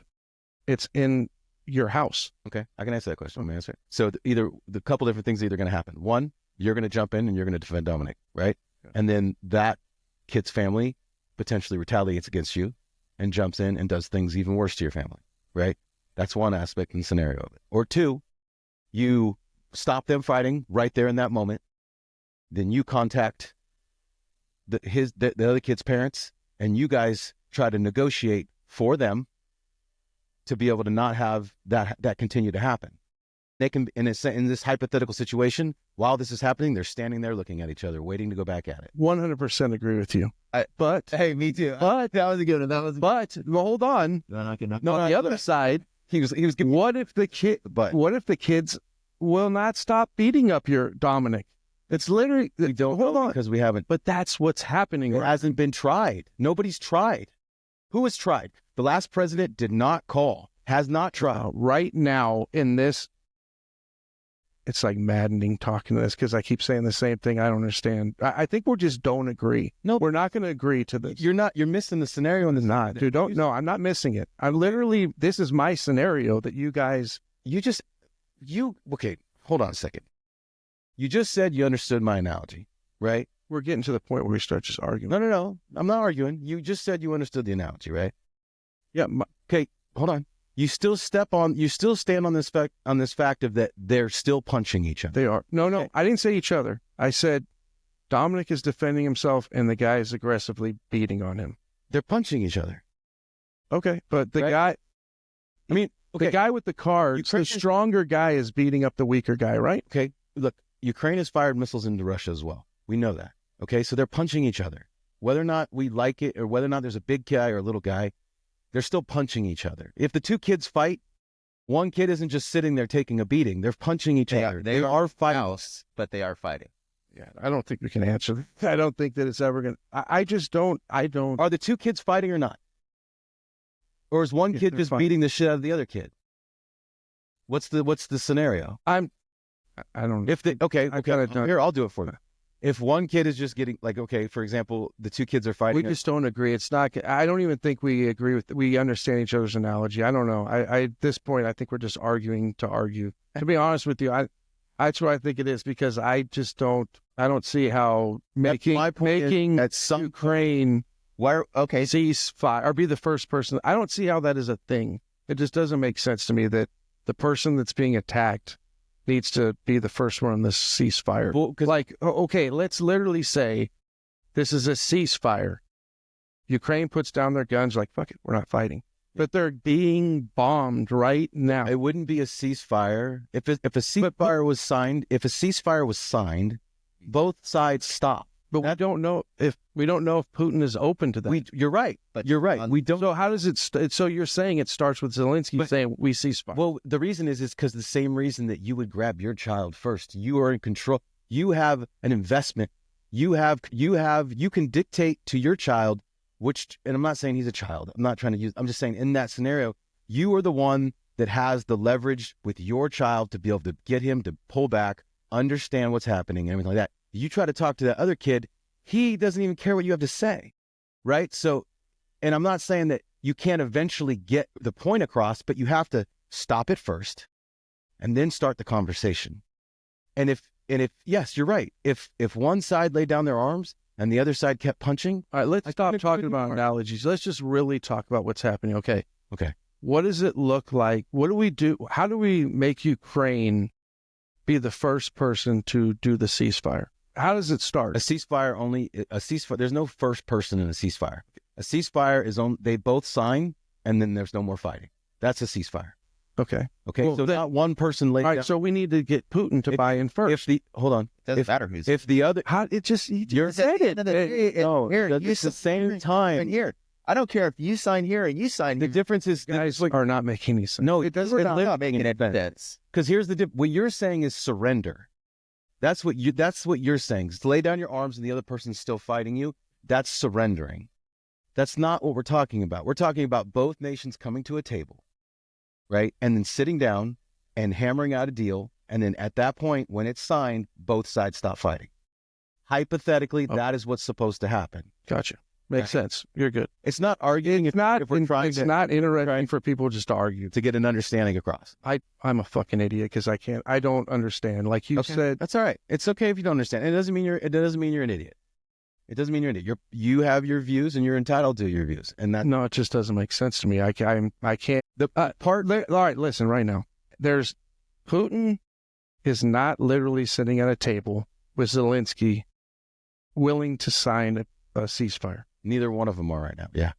So how does making Zelensky stop fighting? How is that the answer? He doesn't It's not want stop Zelensky fighting. to stop Are fighting. you willing to stop fighting if we can get this guy to stop? Are you willing to come to the table? he is at the table. No, All he's not. He's at the table for more Money. money and weapons to fight. Maybe I and just don't understand. security of air defense and stuff like that. He basically, Trump's saying, look, I understand what Putin's done to you. He's betrayed ceasefires in the past. And what he's saying is, if you can ride on that, if you want to, but if we don't draw a line in the sand and say, okay, that was then, and now let's come to the table and move forward to a different scenario than what we're currently embedded in. And it's not, a ceasefire is only a ceasefire if both sides agree. So nobody's getting beat up and the other person isn't fighting back. That's not happening right now even. Ukraine is 100% fighting back. And they have every right to. I'm not saying they don't. But yes, of course, if they just laid down their arms and that was a scenario, that wouldn't be a ceasefire. That would be surrendering. And I would 100% agree with you that that shouldn't be a thing that happens. And I don't feel like that's what's being implied. That's at least. I think an analogy spun me around, and I didn't know. At one point, I didn't even know what we were arguing. Well, I don't know. I'm not really trying to argue. That's why I wanted to talk about like Ukraine and a ceasefire. Like I think. Well, at the end of the day, I think we hammered this out. Can I say one thing? Like I actually give Trump props on trying to get these raw earth materials from Ukraine. Like I think that's one thing I've talked about is we are behind China on getting these like that. Agreed. That Belt and Road Initiative that I keep bringing up is a thing. Like we need these resources. Have them here. I think it's really smart that he's trying to get that in this deal. I think it's smart on that aspect, because we don't have them here, right? And I also think that it's smart on the aspect of that, if you are going to keep funding a place and the taxpayer, right now, if there wasn't a time in ever, the taxpayers are definitely sketch on what money's being spent on. And if you're going to get them to buy in, and they still might not, right? But if you're going to get them to buy in, you have to show that, like, okay, look, this is what we're going to do, and this is how we're going to invest here, and we're going to mutually take care of each other, and it's a mutual relationship versus a one-sided relationship. I think that is what is trying to be attained, and if that happens, that's awesome, and I think that that's good. But that also, like we were talking about, it puts us over there. So now we have a foothold there. After this discussion, I'm putting my cards on the table and say, I actually agree with you, Chuck. I don't think we should be brokering this deal. I think we should be stepping back from the situation. And I was just playing devil's advocate with you guys and trying to hash it out. But I agree with you. I don't think we should be doing this. This is Ukraine's thing. But do you think and Russia's thing? I agree with that too. Yeah, but Europe. I think Europe should be like leading this. Like Poland is freaked out. Where's the Polish president saying, hey, I'm going to help broker this? Or where's the German chancellor saying, I'm going to help broker this? So I agree with you, actually, that we shouldn't. I would love to be out of it too. At some points, I wonder if Trump feels like, one, because we were already in it, that he feels like we're already started it, so we're there. We have to finish it. right? You know, I don't. Who knows if that would have happened in the initial invasion if Trump was president, where we would be right now exactly. But I think it's Trump and his ego, and you know me, I'm for Trump, but I think Trump looks at those numbers and say, hey, look, we hold 42%. We're a 42.9% share in this fucking thing. We own more than anybody else. So I'm going to flex my muscles and say, hey, I'm going to take charge. But we don't own anything because actually our stuff isn't even a loan. There's no intention to pay what we've paid back. European countries have actually done loans. We're not getting anything back out of this. So that's what he's saying, that, you know, he sees it as a business. He bought into this, so we should have the talk of the town. Right. And he doesn't even, you know, Trump even said in the thing, he was like, look, Biden gave you $400 billion, he's like, or $350 billion. He was like an idiot. Like he doesn't like it. You could tell he doesn't want to be there.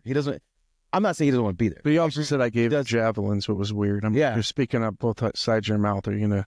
I don't know. It was just weird. He said, yeah. I mean, and look, we've supplied arms. He said he gave you what?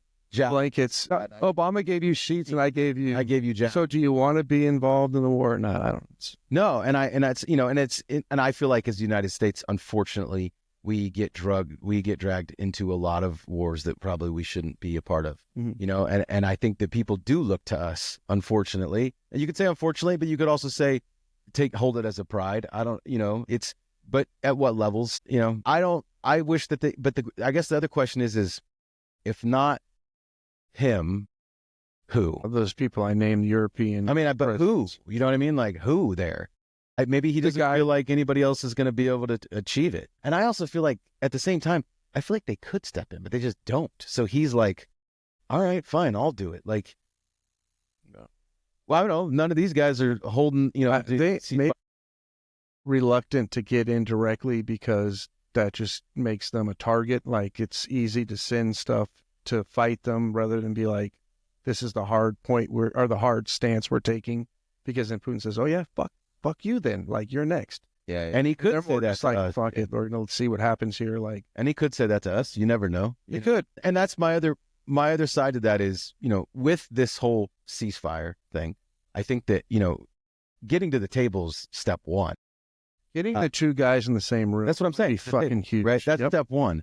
But you're 100% correct in the sense of that. And we don't know, but nothing could come of it. You know, they could not agree. And then at that point, that's a different conversation, right? But to get them in the room first and then go from there. But I think that's where he's saying is like, look, dude, you don't even want to get in the room with this guy. I need you to get in the room. You have to get on this car. You need to jump on the train with me to go to the destination we're trying to go to.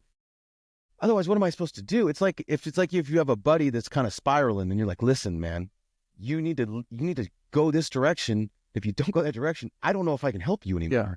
And that's kind of what, and granted, it could have been done differently. It could have been done a little more diplomatically. I can agree with that. It wouldn't have been as Trumpy as what it is, but I can agree with that. And it didn't. And it is what it is. And now everybody, you know, wants to jump in and bash and talk about how the United States treated them. And that's fine. But the question is, well, let's see how much everybody steps up now. Yeah. In this whole discussion, you know, I'm just trying to, you guys have questions of how people view this. And I'm just trying to show you the other side of how I believe that they are seeing what happened play out. Well, I understand that. And I would try to tell them the same thing I was trying to tell you. I mean, and they have every right to feel however they want to feel. And there is some spatterings of things that I do agree with and some that I don't. So of how that played out and how it's going to help us. He came in like an undercover agent. He did. I did. He was like a spy. This little fucker over here. He's like, oh, by the way. Gotcha. We're kind of on the same page. I just wanted to see if I could make y'all sweat. Yes, no. And that's what I thought this was. I thought this was a little bit of that. Well, it was a little bit of that. You just have blood pressure. But if you are going to infiltrate, don't retreat. Well, I felt like I want Steve to think this is interesting. Sometimes I feel like this, like it stops being interesting because we make good points and then we just keep backing that good point. Like we stand, you know, and I heard what you said, and I think it was good to move on. Like, and that's why I was frustrated. Like you said, it's three dudes talking. Yeah. Don't worry about the camera. Mm-hmm. Just worry about the three dudes talking. Oh, no, yeah. Right. But I always think of Steve. Steve's my favorite guy in the world. He listens to us. I know. You invite Steve over for Thanksgiving? I did. I will. If you don't know Steve, he's like our one viewer at the moment. if he even watched this next episode after the first one, but we'll see. Well, Cool, man. It was good. I think we're closing it up. Yeah. I mean, hopefully you guys could kind of follow it a little bit if anybody ever even watches this, and, comment, tell us how you guys feel. Let us know what side you're on, if you're not on a side at all, or if you just right down the middle, or what you guys feel. And then, we'll catch you guys next week. We appreciate it. Later. Way the day. Just think.